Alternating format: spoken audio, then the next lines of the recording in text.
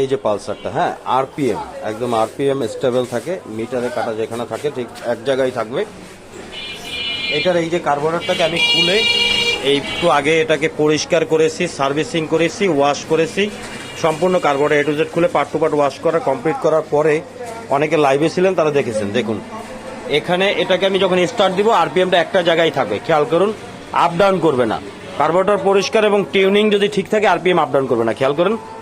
আমি স্টার্ট দিই, আপনারা একটু খেয়াল করে দেখুন, মিটারের দিকে খেয়াল করুন, এই যে দেখুন, দেখেন আরপিএম কোনো রকম আপ ডাউন করে না।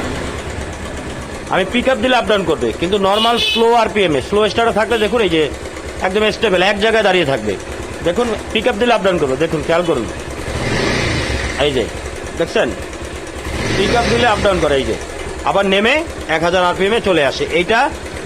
এটার মেইন কারণ হচ্ছে কার্বোরেটর, হ্যাঁ কার্বোরেটর টিউনিং এবং ওয়াশ। এই কার্বোরেটরটা প্রপার ওয়াশ করা এবং টিউনিং করা যদি একুরেট হয় তাহলে আরপিএম এর কাটা এইভাবে থাকবে, যে কোনো মোটরসাইকেলের একদম এক জায়গায় থাকবে, এটা আপ ডাউন করবে না। ওকে, ক্লিয়ার, একদম সহজ বিষয় আপনাদেরকে বুঝিয়ে দিলাম।